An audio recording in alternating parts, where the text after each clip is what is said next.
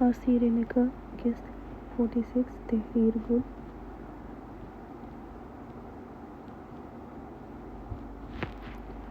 خلیفہ خان نے اس کو بالوں سے جکڑ کر اس کا سر اپنے سامنے کیا اور دان پر دان جمائے کہا، کیسے جاؤں اور کہاں جاؤں اور کیوں جاؤں؟ میں نوشین اس کی نیلی آنکھوں کو دیکھ کر خوفزدہ ہوئی تھی۔ کیا ہے جو مجھ سے چھپا رہی ہو؟ یہ سب میرے نام ہو چکا ہے۔ نوشین نے اس کی شرٹ اپنے ہاتھوں میں جکڑ لی تھی، لب کپکپانے لگے تھے۔ میرے کمرے میں تم آئے ہو، میں کیوں جاؤں یہاں سے؟ نوشین نے بمشکل خوفزدہ لہجے میں کہا، میں چلتی ہوں یہاں سے۔ کہاں جانا ہے تم نے؟ ہاں؟ وہ غصے سے بولا تھا۔ نوشین نے دھوپ نگلتے ہوئے کہا، اپنے کمرے میں جانا ہے۔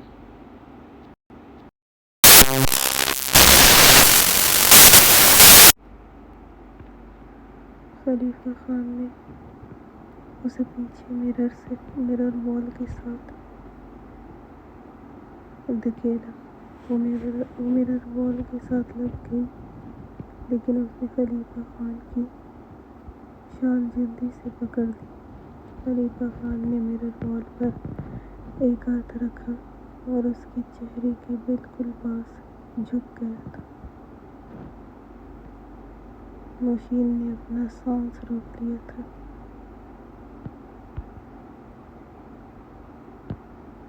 کون سا کمرہ ہے تمہارا یہاں؟ ہاں؟ نوشین نے کوئی جواب نہیں دیا تھا، نہ وہ اسے دور دھکیل سکتی تھی۔ ایک تو اس سے خوف بہت آتا تھا، دوسرا اس کا وجود بنا شرط کے تھا۔ دھڑکنوں کی رفتار بہت زیادہ تیز ہو گئی تھی۔ خلیفہ خان نے اسے چپ دیکھ کر اس کی گردن کو اپنے ہاتھ میں جکڑا تھا، لیکن زور نہیں دیا تھا۔ کچھ پل اسے دیکھتا رہا۔ وہ سانس روکے کھڑی رہی۔ یہ سانس روکنا تمہارا کام نہیں ہے، یہ میرا کام ہے، اور میں اچھے سے جانتا ہوں کہ کیسے کرنا ہے، اس لیے سانس لو۔ صرف میرے سامنے ہی سانسیں رکتی ہیں تمہاری، دوسروں کے ساتھ ہنس کر باتیں کرتی ہو۔ بتاؤ مجھے۔ نوشین نے نم آنکھوں سے خلیفہ خان کو دیکھا تھا۔ میں جب کچھ پوچھتا ہوں تو مجھے جواب جلدی چاہیے ہوتا ہے، کیونکہ تمہارے مراقبے سے نکلنے کا وہ انتظار نہیں ہوتا مجھ سے۔ میں جب کچھ پوچھتا ہوں اور کوئی جواب نہ دے تو دوسری دفعہ میں نہیں پوچھتا، دوسری دفعہ میری پسٹل کا نشانہ ہوتا ہے اور اس کا سر ہوتا ہے۔ نوشین نے آنکھیں پھیلا کر اسے دیکھا۔ آنکھوں میں خوف ہی خوف تھا۔ جلدی سے بولی، اسی کمرے میں جاؤں گی جہاں خالہ نے مجھے رکھا تھا۔ خلیفہ خان کی نظریں اس کے لبوں پر تھیں۔ تم یہیں رہو گی اور اسی جگہ چینج کرو گی، سمجھ گئی؟ نوشین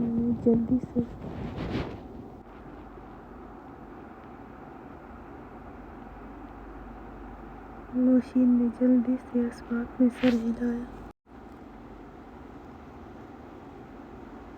خلیفہ خان نے ایک نظر اس کے خوفزدہ چہرے کو دیکھا، پھر اس کی لبوں پر جھک گیا، بڑی شدت سے اس کی لبوں کو چومنے لگا تھا۔ نوشین نے آنکھیں بند کی۔ اتنی شدت سے وہ اس کی سانسیں اپنے اندر اتار رہا تھا کہ اس کا چہرہ سرخ ہوا تھا۔ وہ تڑپی تھی سانس لینے کے لیے، لیکن وہ ویسے ہی اس کی سانسیں اپنے اندر انہیل کر رہا تھا۔ وہ تھوڑی سی مزاحمت کرنے لگی تھی، اس کی چادر کو ہلانے لگی تھی۔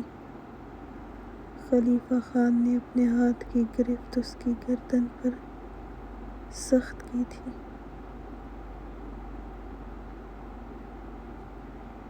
نوشین نے ڈر کے مارے مزاحمت چھوڑ دی تھی۔ خلیفہ خان کے جیب میں فون وائبریٹ ہونے لگا، وہ جو شدت سے اس کی سانسوں کا دشمن بنا ہوا تھا، کسی چیز کا جیسے ہوش نہیں رہا تھا، فون کی وجہ سے بدمزہ ہوتا ہوا تھا۔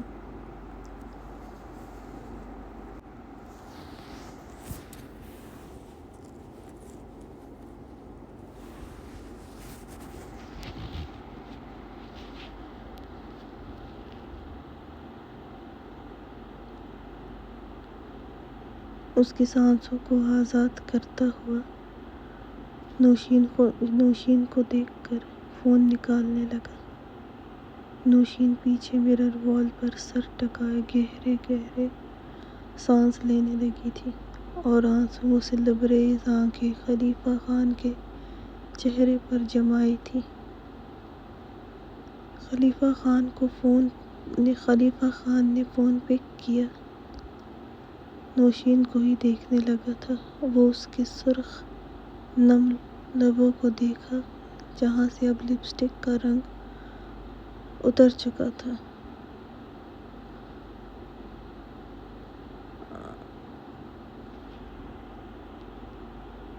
اور اس کی جنونی شدت پر سرخ ہو گئی تھی۔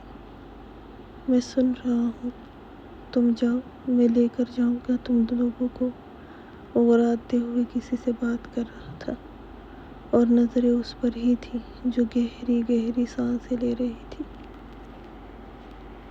خلیفہ خان اس قدر قریب تھا کہ اس کو اس کی گہری سانسوں سے اس کے وجود میں ہونے والی ہلچل اچھی طرح محسوس ہو رہی تھی۔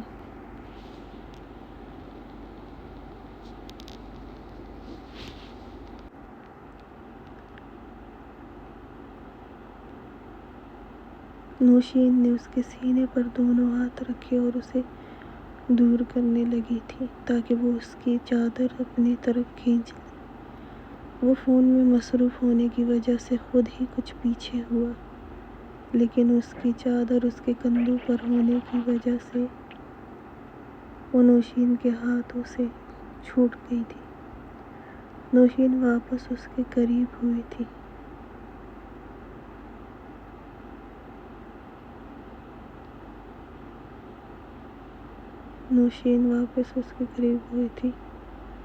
اور اس کی چادر جکڑ لی تھی خود کو چھپانے کے لیے۔ خلیفہ خان نے ہاتھ اس کے برہنہ کمر پر لے جاتے ہوئے سختی سے اپنے ہاتھوں میں جکڑی تھی۔ نوشین کے منہ سے سسکی نکلی تھی اس کی اس قدر سختی سے پکڑنے پر۔ شاہنواز خانزادہ کو بتانے کی ضرورت نہیں ہے، میں آتا ہوں، وہ فون پر کہتے ہوئے فون بند کرتا ہوا اپنے جیب میں واپس رکھتا ہوا نوشین کو بالوں سے جکڑتا ہوا اس کا چہرہ اپنے سینے سے نکالتا ہوا بولا، کیا بات ہے؟ مجھ سے دور جانا نہیں چاہتی ہو کیا؟ نوشین نے آہستہ سے کہا، اپنی چادر مجھے دے دے۔ خلیفہ خان نے کہا، جو تمہیں چاہیے وہ میری چادر سے نہیں ہوگا، مجھ سے ہوگا۔ وہ کہتا ہوا اس کی کمر سے ہاتھ لے جاتے ہوئے اس کی کمر پر اس کے آخری پردے پر رکھا، اور ویسے ہی نوشین کی گرفت بھی اس کی شرٹ پر سخت ہوئی تھی۔ اس کا وجود کپکپانے لگا تھا۔ خلیفہ خان نے اس کی گردن پر جھک کر اس کی شہرگ پر دانت گاڑے۔ نوشین بری طرح سسکی تھی۔ خلیفہ خان بے رحمی سے وہاں اپنی لبوں اور دانتوں کی شدت بکھیرنے لگا تھا۔ کچھ دیر بعد پھر اس کا فون وائبریٹ ہوا تو اس نے اس کی گردن کو اپنے جنونی لمس سے داغدار کرتے ہوئے چھوڑا تھا۔ پیچھے ہوتے اپنے کندھوں سے چادر نکالے جو پہلے ہی نوشین کے وجود پر تھا، اس کی طرف کرتے ہوئے کہا، میں واش روم جا رہا ہوں اور میرے کپڑے یہاں سے لے آؤ۔ نوشین کا دل بے حد دھڑک رہا تھا اور کچھ بے یقین بھی تھا کہ وہ چھوڑ چکا تھا اسے۔ اس نے چادر ویسے ہی اپنے سینے سے لگاتے ہوئے اس کی طرف دیکھا تھا۔ وہ اس کی اپنی چادر اپنے سینے سے لگائے دیکھ کر اپنی گھڑی اتار کر گھڑیوں والے ریک میں رکھتا ہوا اپنی شرٹ کے بٹن کھولتے ہوئے باہر کی طرف گیا تھا۔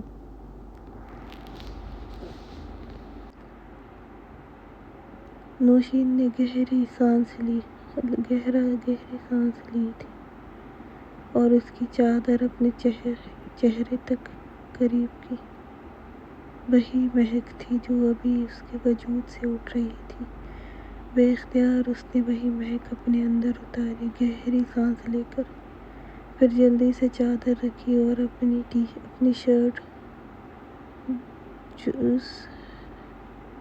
شرٹ جو زمین پر گری تھی اٹھا کر جلدی کپڑے پہننے اور اس کی الماری کھولی ایک نظر دیکھنے لگی۔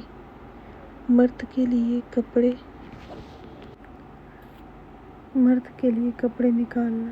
آسیہ خانم نے اچھے سے اسے شاہنواز خانزادہ کے لیے سمجھا چکی تھی کہ مرد کو اپنے ہاتھوں کی عادت ڈالو تاکہ وہ جہاں بھی جائے تم اس کے ذہن میں رہو۔ نوشین نے سر جھٹکا۔ مرد کو اپنی عادت ڈالنی چاہیے لیکن مارخور جیسے شوہروں کو کبھی بھی ہم اپنی عادت نہیں ڈال سکتے ہیں، وہ بڑبڑائی تھی۔ اسے اپنے شہرے پر جلن ہو رہی تھی۔ اس نے کپڑے نکال کر مرر میں دیکھا، وہاں سرخ رنگ کا نشان بن گیا تھا، یوں لگ رہا تھا جیسے خون رسنے لگے گا۔ اس نے اپنی گردن پر انگلی پھیری،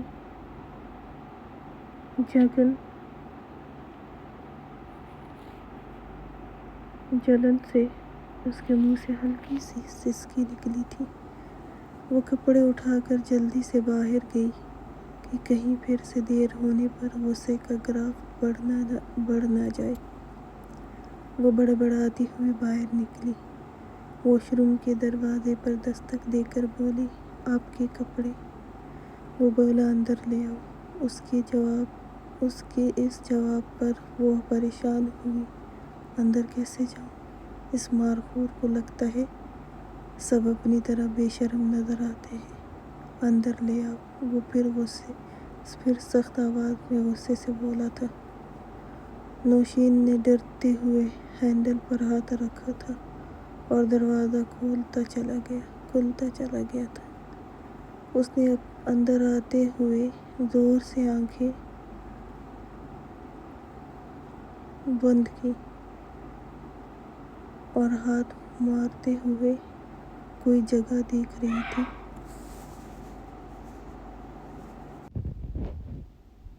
جہاں کپڑے رکھ دے، لیکن کچھ ہاتھ نہیں لگ رہا تھا۔ پانی گرنے کی آواز بھی آ رہی تھی، شاید وہ شاور لے رہا تھا۔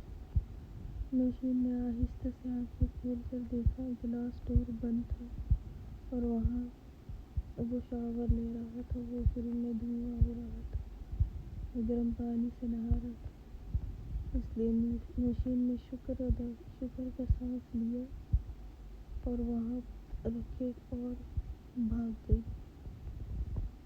فارغ علی نے انم کو دیکھا، پھر گاڑی کی سپیڈ بڑھائی تھی۔ انم نے گھبراتے ہوئے آنکھیں کھول کر بولی، لیکن وہ گاڑیاں بھی اسی رفتار پر ان کے پیچھے ہی تھی۔ انم نے پوچھا کیا ہوا؟ فارس علی نے کہا کچھ نہیں، بس کوئی چاروں طرف سے گھیرے ہوئے ہم۔ میں نے محسوس کر دی ہے۔ انم کا رنگ اڑا تھا، اس کے اتنے سکون سے کہنے پر۔ تو آپ کے گارڈز کہاں ہیں؟ انم نے گھبراتے ہوئے کہا۔ فارس علی ویسے ہی بولا، ان کو بھیج دیا تھا۔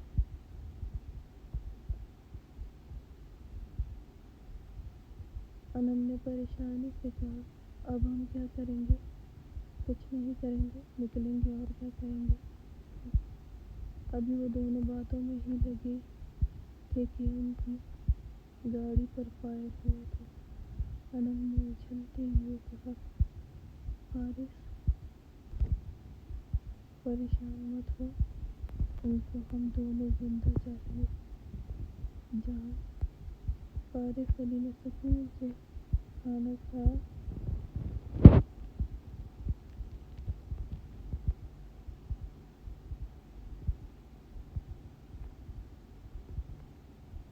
لیکن انم کا سب کچھ ہوا ہو چکا تھا۔ انم نے فکر مندی سے پیچھے دیکھا۔ جس رفتار سے فارس علی جا رہا تھا اسی سے وہ بھی ان کے پیچھے تھے۔ فارس، یہ لوگ بھی بہت تیزی سے ہمارے پیچھے ہیں۔ وہ انم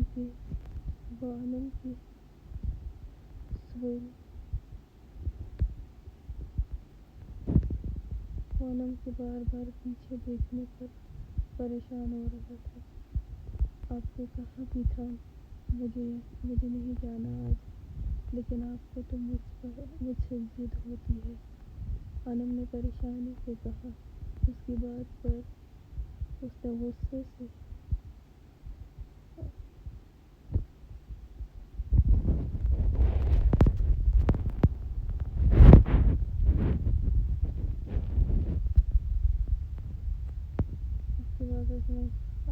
گھور کر انم کو دیکھا تھا۔ فارس علی کے فون پر کال آئی، اسے گانے میں لگے ایئرپورٹ لگائے ہاتھ، تم لوگ جاؤ، تم لوگ کہاں ہو؟ میرے بجائے وہ میرے پیچھے ہی ہے، ٹھیک ہے؟ اسے خلیفہ خان کی کال آئی تھی۔ فارس علی کی گاڑی سنسان علاقے کی طرف تھی، وہ وہاں کافی دور جاتے ہوئے تھا۔ اس کے پیچھے باقی گاڑیاں بھی رکی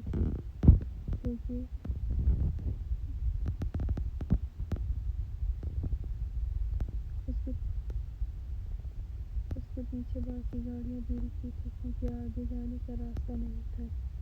خلیفہ خان اپنی بلیک لینڈ کروزر کی بانٹ سے ٹیک لگائے ہوئے تھا اور سیاہ پینٹ شرٹ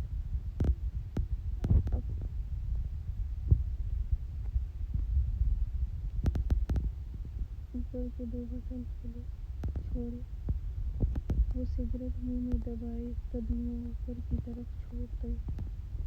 اطراف میں بہت ساری گاڑیاں تھیں۔ انم جو اب رونے لگی تھی، یہ سب دیکھ کر خلیفہ خان کو دیکھ کر اور بھی پریشان ہوئی تھی۔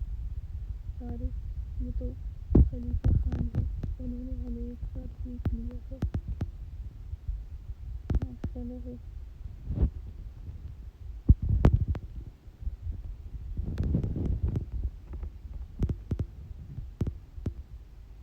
فارس، یہ تو خلیفہ خان ہیں، انہوں نے ہمیں دیکھ لیا ہے۔ وہ فارس علی کی بازو پر ہاتھ رکھ کر بولی تھی۔ تو کیا اگر دیکھ لیا ہے تو؟ فارس علی کو بہت غصہ آیا تھا خلیفہ خان کے اتنے دیر سے آنے پر، اور دوسرا اتنی سنسان جگہ پر۔ فارس علی کی بات پر انم نے حیرت سے اسے دیکھا تھا، پھر نم آواز میں بولی، آپ نے خود ہی تو کہا تھا کہ آپ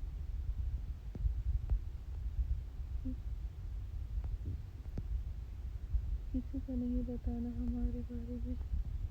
فارس علی نے اسے بازو سے پکڑ کر کہا، بالکل چپ چاپ اس گاڑی میں بیٹھی رہنا، اگر گاڑی کے और किसी किस्त अगर गाड़ी से निकली और किसी की भी नज़र तुम पर पड़ी तो फिर सीधा मेरे बेडरूम में हवेली में नज़र आओगी, समझी? वो गुस्से से हो गया था। अनम ने जल्दी से अखबार में सर हिलाया।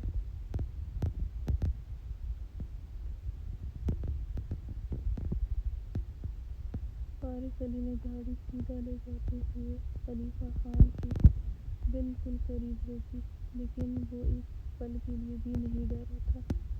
पीछे से देखने पर लग रहा था वो गाड़ी से मारने वाला है, लेकिन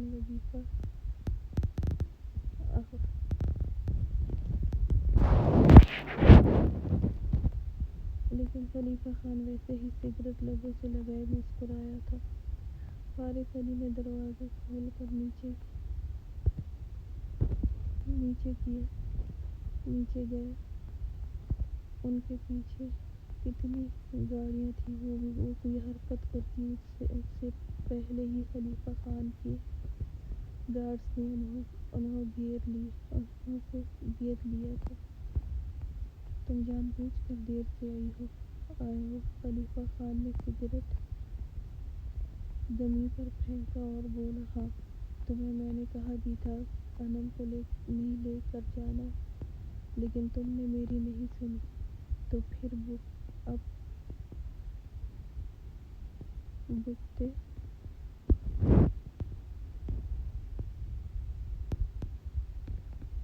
लेकिन तुमने मेरी नहीं सुनी। अच्छा चलो छोड़ो, हमारा शिकार हमें मिल गया है।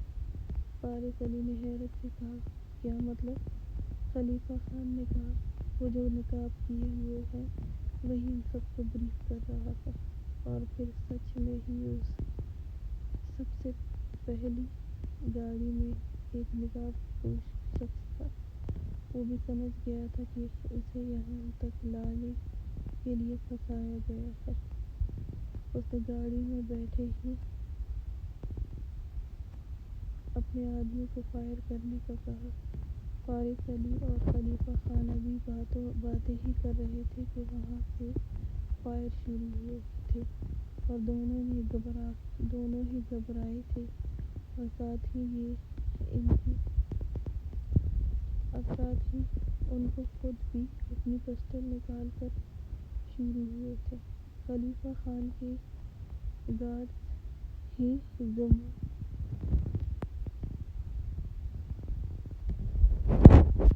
लेकिन वो शख्स वैसे ही खून आशाम नजरों से देख रहा था और अपने यहाँ से निकलने का रास्ता बनाने की कोशिश कर रहा था। लेकिन आहिस्ता आहिस्ता उसके आदमी ख़त्म होते जा रहे थे।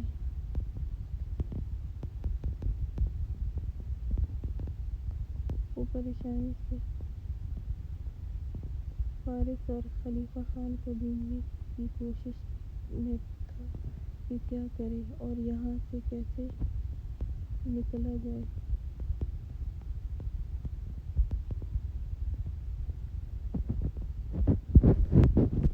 उसका हाथ आना सब कुछ तबाह कर सकता था। फारिस अली की नज़र उसी पर थी। जब उसे लगा कि अब वो नहीं बच पाएगा, वो फारिस अली की गाड़ी की तरफ देखता हुआ गाड़ी से निकला। चेहरे पर निकाब था, हाथ ऊपर किया, आहिस्ता आहिस्ता चलने लगा। खलीफा खान ने देखते ही सबको चिल्लाते हुए कहा कि सब रुक जाए। एकदम से सब खामोश हुए थे। अभी जो शोर था एकदम खलीफा खान की दहाड़ती आवाज़ में रोकने का कहा। उसके आदमी मारे जा चुके थे और वो भी जान गया था। इसलिए खामोशी से फारिस अली की गाड़ी की तरफ बढ़ते हुए बोला, मुझे मत मारना, मैं खुद आता हूँ। सब ने रुक कर देखा था। खलीफा खान ने कहा, वही रुको वरना तुम्हें भी यहीं ढेर कर दूंगा। और वो अच्छे से जानता था वो इसको जिंदा ही यहाँ से पकड़ने आए हैं।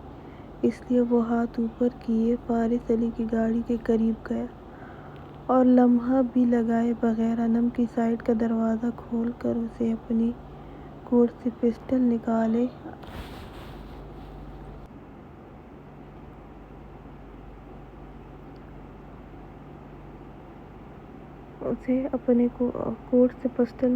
انم جو پہلے ہی کانوں پر ہاتھ رکھے بیٹھی تھی تھر تھر کانپ رہی تھی۔ ایک دم دروازہ کھلنے پر اس نے آنکھیں کھول کر دروازے کی طرف دیکھا، لیکن نقاب پوش شخص اسے بازو سے پکڑ کر کھڑا باہر نکالتے ہوئے اس کے سر پر پسٹل رکھی، اور یہ سب اس نے ایک لمحے میں کیا تھا۔ فارس علی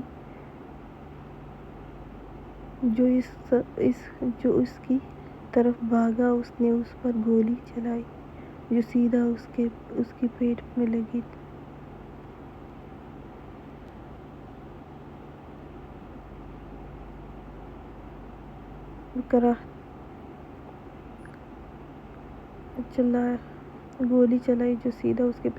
وہ کراہتے ہوئے گرا تھا۔ خلیفہ خان کچھ کرتا کہ وہ انم پر پھر سے پسٹل تانے بولا، آرام سے، مجھے جانے دو، ورنہ ابھی ایک تو مرا ہے، دوسری پھر یہ ہوگی۔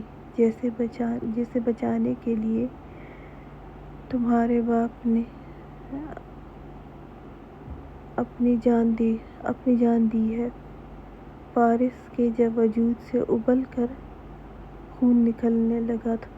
انم یہ دیکھ کر چلائی تھی۔ خلیفہ خان نے سب کو دور ہونے کا اشارہ کیا اور فارس علی کے پاس گھٹنوں کے بل بیٹھا تھا۔ فارس پوری طرح کراہا تھا۔ خلیفہ خان کو جانے نہیں دینا۔ فارس علی اپنے زخم پر ہاتھ رکھتے ہوئے بولا، خاموش رہو، کچھ نہیں ہوگا اسے۔ خلیفہ خان وہ انم کو پکڑ ڈرائیونگ سیٹ تک آیا۔ دروازہ کھولتے ہی وہ انم کو بیٹھنے کے لیے دھکیلتا کہ انم نے مزاحمت کرتے ہوئے اس کا ہاتھ اس کے نقاب پر لگا تھا اور ایک جھٹکے میں اس کا نقاب پھسل گیا تھا۔ اس کا چہرہ نظر آیا۔ وہاں موجود سب کی آنکھیں حیرت سے پھیلی تھیں۔ فارس کی حالت خراب ہونے لگی تھی۔ خلیفہ خان نے حیرت سے کہا، تم شیرگل کا بھی رنگ اڑا تھا اپنا چہرہ واضح ہونے پر، لیکن پھر چہرے پر سختی آئی تھی۔ ہاں شیرگل، تم سب ختم ہو گے، یاد رکھنا۔ وہ انم کو ساتھ گھسیٹتے ہوئے گاڑی میں بٹھانے کی کوشش کرتے ہوئے بولا تھا، شیرگل، اسے چھوڑ دو، تمہارا اس سے کوئی تعلق نہیں۔ خلیفہ خان نے انم کو تڑپ تڑپ کر روتے دیکھا تو چلاتے ہوئے بولا تھا، انم کو بالوں سے بے دردی سے کھینچتے ہوئے گاڑی میں ڈالنے کی کوشش کر رہا تھا۔ شیرگل زور سے ہنسا تھا، میرا اس سے کوئی تعلق نہیں، لیکن جس کا ہے، کیا تمہیں لگتا ہے وہ اس کو چھوڑ دے گا؟ کبھی نہیں چھوڑے گا، بلکہ تمہاری بیوی کو بھی تمہارے لیے معاف کر دے گی۔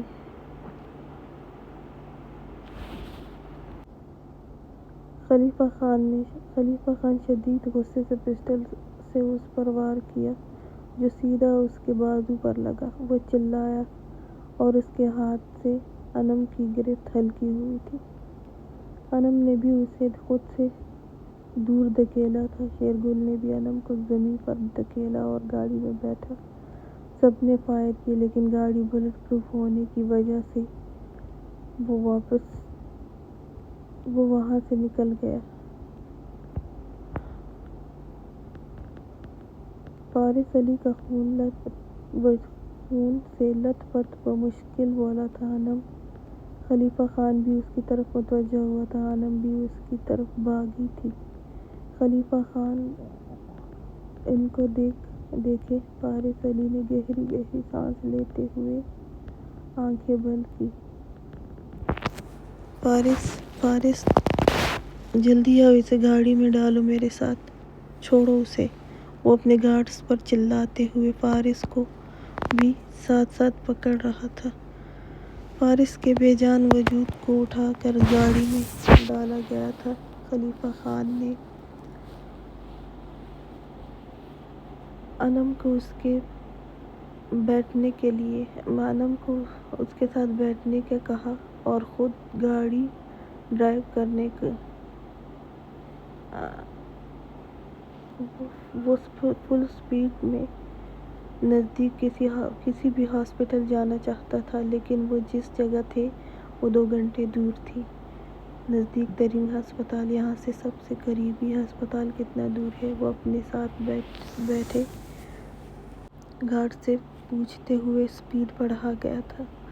انم شدید روتے ہوئے اس کے زخم پر اپنی چادر رکھی ہوئی تھی۔ سر 2 گھنٹے کے فاصلے پر ہے۔ خلیفہ خان نے سپیڈ خطرناک حد تک بڑھائی تھی۔ انم کا دل ڈوب رہا تھا یہ سوچ کر اگر اسے کچھ ہو گیا تو۔ وہ اس کا ہاتھ پکڑ کر لبوں سے لگاتی شدت سے رو رہی تھی۔ سر کتنا رہتا ہے راستہ؟ ان کی سانسیں بمشکل چل رہی ہیں اور لگ رہا ہے ابھی ٹوٹ جائے گی۔ سانسیں وہ روتے ہوئے بولی تھی۔ خلیفہ خان نے کہا اس کے زخم پر کپڑا رکھے رہو، خون پہلے ہی بہت بہہ چکا ہے۔ خلیفہ خان نے ایک نظر پیچھے دیکھنے کے بعد کہا تھا۔ انم کی چادر اور ہاتھ خون سے بھر گئے تھے۔ شاہزین خانزادہ شاور لے آیا۔ حیا ابھی تک سو رہی تھی اور ایسا پہلی دفعہ ہوا تھا کہ شاہزین خانزادہ جاگ گیا تھا اور حیا سو رہی تھی، ورنہ ہمیشہ وہ پہلے اٹھ جاتی تھی۔ لیکن وہ دیکھ رہا تھا اس کی طبیعت اسے کچھ ٹھیک نہیں لگ رہی تھی، اس لیے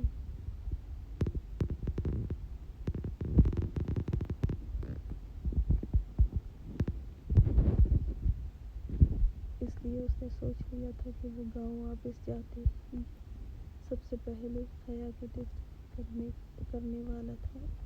وہ چلتا ہوا حیا کے قریب بیٹھا۔ وہ اس کی ٹی شرٹ میں سو رہی تھی، ایک کندھے سے شرٹ پھسل چکی تھی۔ وہ شاہزین خانزادہ کی تھی جو حیا جیسی نازک اور چھوٹی لڑکی کے لیے بڑی تھی۔ شاہزین خانزادہ سخت اور بڑے وجود کا تھا۔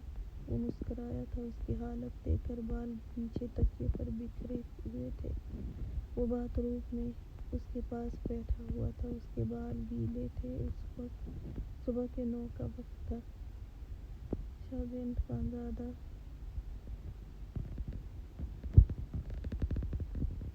نے اس کے سر میں ہاتھ پھیرتے ہوئے اسے پکارا، حیا! لیکن وہ تو بے خبر سو رہی تھی۔ وہ جھکا تھا اور اس کے برہنہ کندھے پر اپنے ٹھنڈے لب رکھے۔ اس کے بالوں کی نمی اس کے چہرے پر لگی تھی۔ ٹھنڈے پانی کے قطرے اس کے چہرے پر پڑے۔ وہ کسمسائی تھی اور آنکھیں آہستہ سے کھول لی۔ اس کی سبز سرخ آنکھیں اب بھی نیند سے چور لگ رہی تھیں۔ شاہزین خانزادہ اس کے کندھے پر بڑی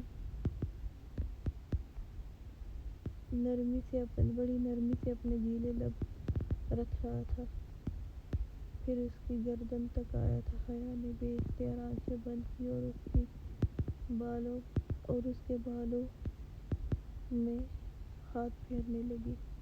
شاہزین خانزادہ نے اس کے ہاتھ اپنے ہاتھ میں لیے۔ شاہزین خانزادہ نے اس کے ہاتھ اپنے سر میں محسوس کرتے ہوئے سر اٹھا کر حیا کو دیکھا تھا۔ کیا بات ہے؟ میری بیوی آج کل دیر سے اٹھنے لگی ہے۔ شاہزین نے اس کی گردن پر بنے اپنے ہاتھ کے دیے شدتوں کے نشان پر انگلی پھیرتے ہوئے کہا تھا۔ حیا نے نظریں جھکاتے ہوئے کہا، کیا وقت؟ شاہزین نے سائڈ ٹیبل سے اپنی گھڑی اٹھاتے ہوئے کہا، 9 بجے ہیں ابھی۔ حیا نے کہا، ہاں آج دیر سے اٹھی ہوں، میں شاور لے کر ناشتہ بناتی ہوں آپ کے لیے۔ وہ تھوڑا سا اٹھنے لگی تو شاہزین خانزادہ نے اس کی کمر میں ہاتھ ڈال کر اسے بٹھاتے ہوئے اپنے قریب کیا۔ نہیں، ناشتہ تمہیں بنانے کی ضرورت نہیں ہے، اور وہ یہاں پر ایک اماں کو رکھا ہے، وہ اچھا بنا لیتی ہے، تم بس شاور لے لو۔ وہ اس کے بال اس کے چہرے سے ہٹاتے ہوئے بول رہا تھا۔ حیا نے کہا، گاؤں کب تک جانا ہے؟ انا جان چلی گئی ہوگی نا؟ شاہزین خانزادہ نے اس کے ماتھے پر لب رکھے۔ یار، تھوڑا سا تمہیں گاؤں اور حویلی سے نکلنا بہت عذاب لگتا ہے۔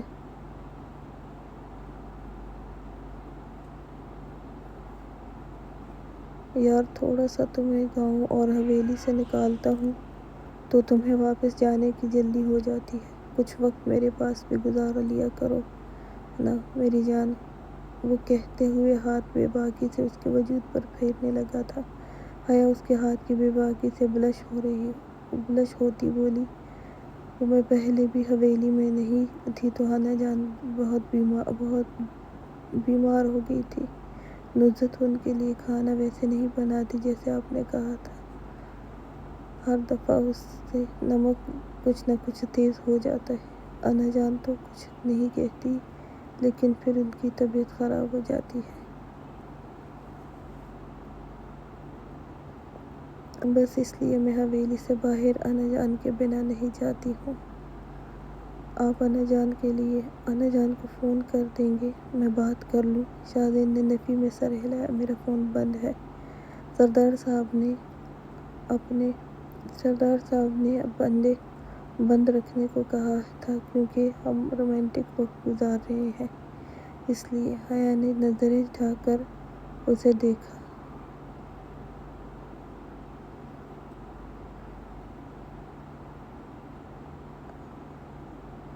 حیا نے اس دفعہ نصرت کا دماغ ذرا میں درست کروں گا تو پھر انا جان کی خدمت میں کوئی کوتاہی لاپرواہی نہیں کرے گی، تاکہ میری بیوی کو میرا بھی خیال رہے، مجھے بھی ہاسپٹل۔ وہ نظریں جھکائے خاموش رہی تھی۔ اس دفعہ شاہزین خانزادہ کے ہاتھ تھے کہ رکنے کا نام نہیں لے رہے تھے، بے باکی سے اس کے وجود پر سفر کر رہے تھے۔ حیا کا رنگ سرخ ہوا تھا۔ اب کمر درد کیسا ہے تمہارا؟ وہ حیا کے گالوں پر اپنی سخت بریڈ رگڑتے ہوئے بولا۔ اب ٹھیک ہے؟ وہ آہستہ سے بولی، میرا مساج ٹھیک تھا؟ حیا نے شرمیلی مسکراہٹ سے اس بات میں سر ہلایا۔ شاہزین نے اس کے کان کے قریب جھکتے ہوئے کہا، میں اب بھی بہت اچھے سے مساج کر لوں گا اگر تم میری شدتیں سہن کر لو۔ ابھی بھی، بلکہ رات سے زیادہ اچھا کروں گا۔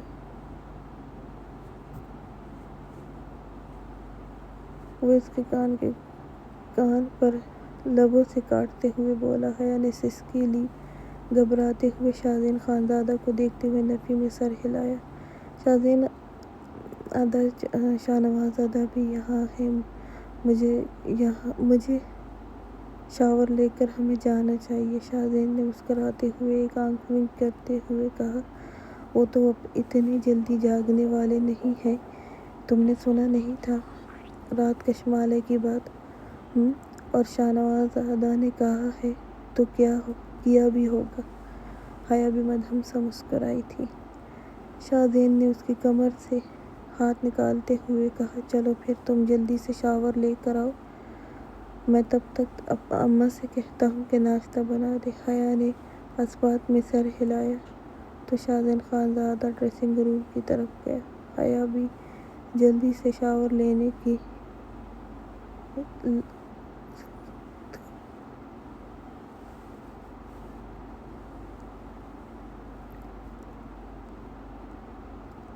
شاہنواز خانزادہ کو ہلکی ہلکی سسکیوں کی آواز آ رہی تھی۔ اس نے پوری آنکھ کھول کر دیکھا۔ وہ اپنا آدھا وجود کشمالہ پر ڈالے ایک ہاتھ سے اسے اپنے سینے سختی سے لپٹائے ہوئے تھا۔ شہنواز خانزادہ نے سر اٹھا کر اس کی طرف دیکھا۔ کیا ہوا؟ تمہیں کیوں رو رہی ہو؟ اٹھتے ہوئے شہنواز خانزادہ کے ماتھے پر بل ڈال کر اسے دیکھا تھا۔ السلام علیکم، کیسے ہیں سب؟ آج کی ایپیسوڈ کیسی لگی کامنٹ میں ضرور بتائیے گا۔ لائک، شیئر اور کامنٹ بھی کریے گا۔